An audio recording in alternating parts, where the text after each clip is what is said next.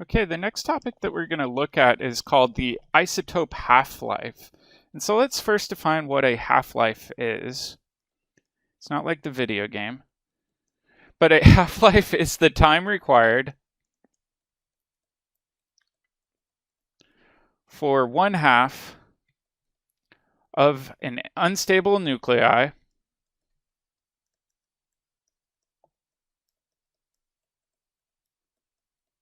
to decay. All right. So you can think about this decay process. Maybe you're emitting alpha particles. Over time, essentially you'll use up half of your starting material. That amount of time is your half-life, right? So let's take a look at some samples here. And I'm just going to pull a table from your book, right?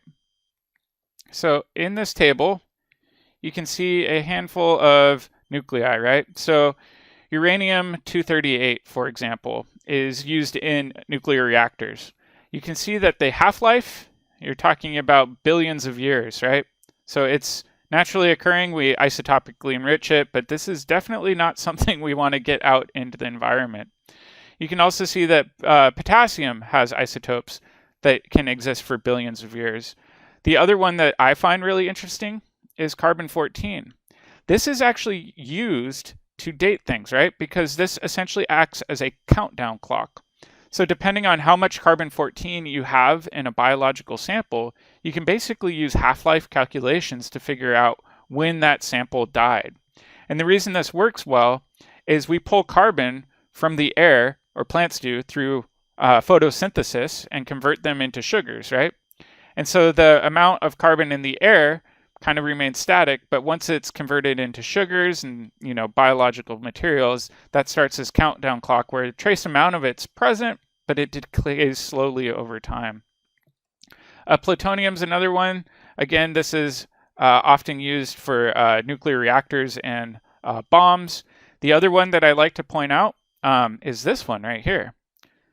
So this is radioactive iodine. I actually gave this to my cat. My cat had a thyroid problem, and so I took him to a special vet. They injected him with radioactive iodine. The iodine immediately goes to your thyroid, and it helped shrink and kill off basically the cancerous part, I believe, of his thyroid, the part that wasn't working properly. It was kind of weird. I had to collect his poop and pee for a few days and put them in radioactive bags and take them back.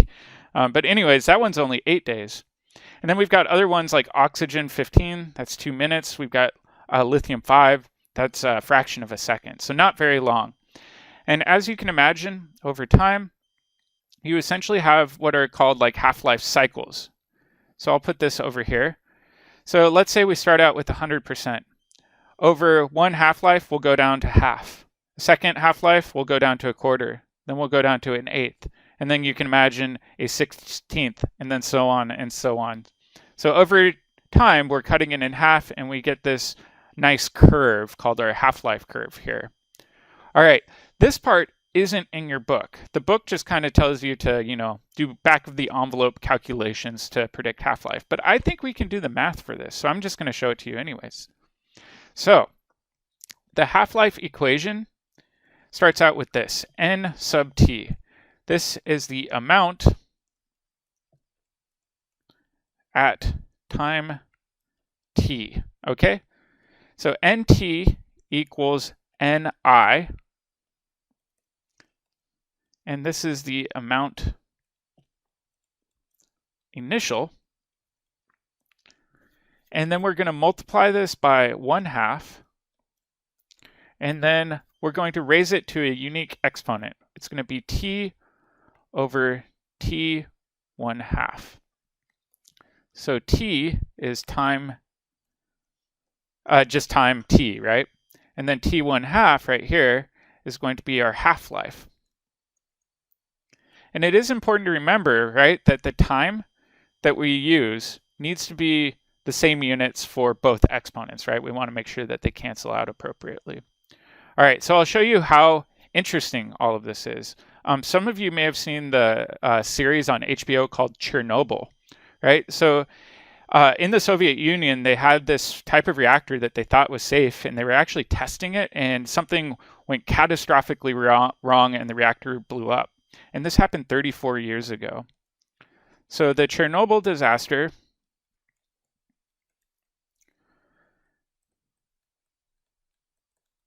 happened about 34 years ago.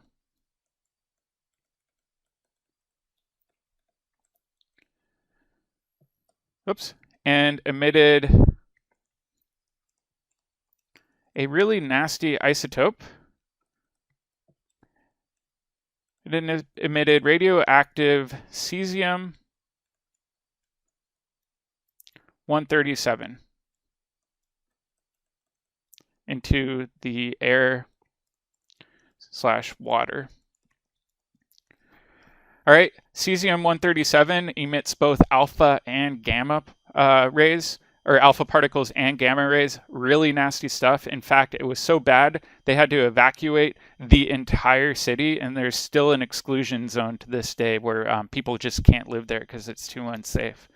All right, my question for you is how much is left today? Right? And the half-life of cesium,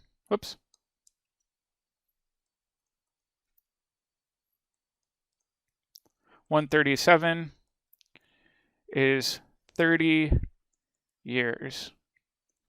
Okay, so let's do the math here, and we'll plug it into this equation. Well, we want to figure out the amount at time t, right? So I'm just going to say n sub t is what we're trying to solve for, right? And let's just say that we started out with 100, right? So we're going to assume 100% start.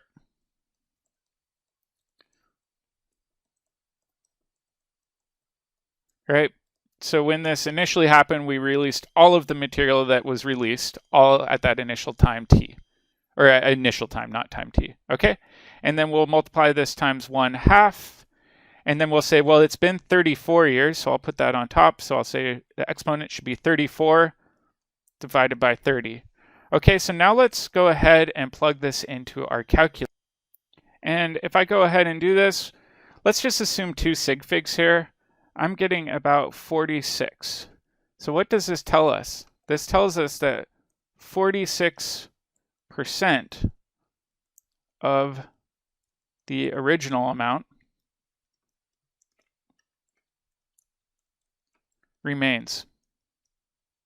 And a lot of people say, well, it's been 30 years. Why can't we have people move back to that area? Well, this is exactly why.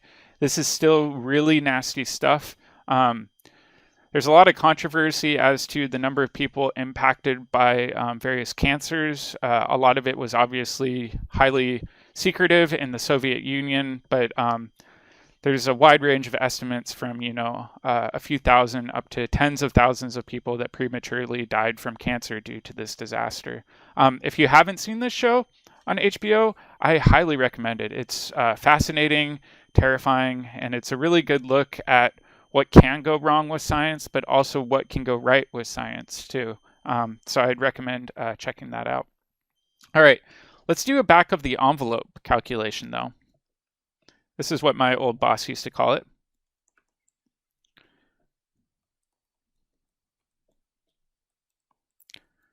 All right, and as an organic chemist, I oftentimes wasn't a huge fan of doing math. Instead, I just like to imagine things in my head, scratch them out really quickly on paper, and get a close approximation. So let's take an example. And this is one I took from the book. So over 8 hours, a sample decayed to 1/16 the original amount. Right? What is the half-life?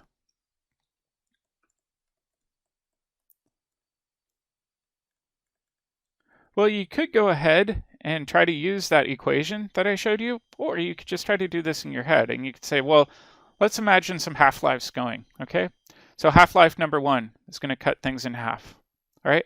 Half-life number 2 would cut things in half. Well, we could think of that as being 1/2 times 1/2.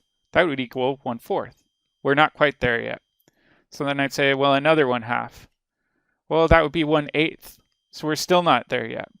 So we need to do one more half-life. Now we're at 1/16. So what this means is to get 1/16, this must have taken 4 half-lives. All right, so let's take this one step further. If over 8 hours we had 4 half-lives, that means that there must be a 2-hour half-life.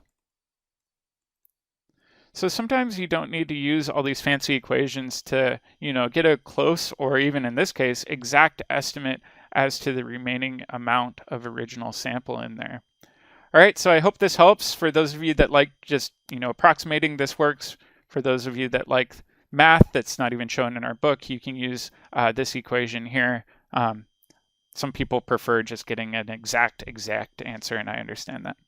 All right, good luck studying, and let me know if you have any questions.